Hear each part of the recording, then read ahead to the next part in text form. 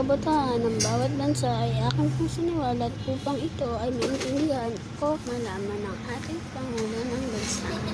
Dahil po, ang paksapong pagbubutuhan ng bawat bansa ay pinalitan ko ng paksa ng bawat Pangulo ng Bansa. Ang pagbubutuhan ng bawat Pangulo ng Bansa. At ito po ay aking isasalaysay ngayong umaga. Ang aking pong salaysay ay mayroon pong tatlong pinaghambalang senaryo.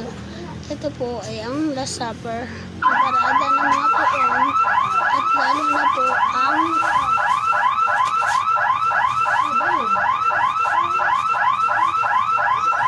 Jason! At ang parada ng mga poon. Dahil po bawat senaryo po ng tatlong ito ay meron po pinuno na tumatayo. Dahil sa parada ng mga pinuno ay ang pari. Kasi Last Supper ay ang Diyos na may isang huwad na nagpagsikilit.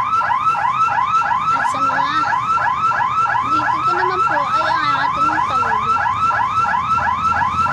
Kaya po ang aking paksa po ay pamumunuan ng ating Pangulo ng Bansa.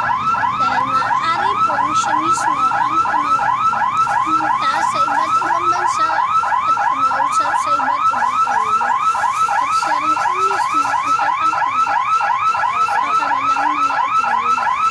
Siya rin po mismo ang magsisiwalat ng kanyang mensahe para sa mga ito upang maintindihan nila kung bakit kinakailangan ang bumoto bakit kailangan nilang bumoto para lang sa isang iyon. At doon ipapaliwanag ng ating Pangulo kung bakit natin kailangan ang kanilang tulong.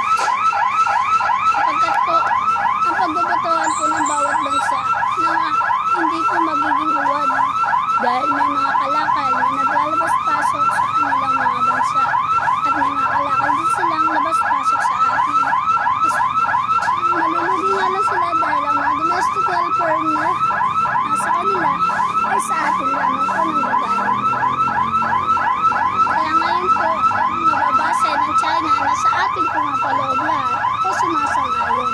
Kaya ang dapat gawin ay magsama na isang embahada nila o mensahero o ang kanilang mismo Pangulo.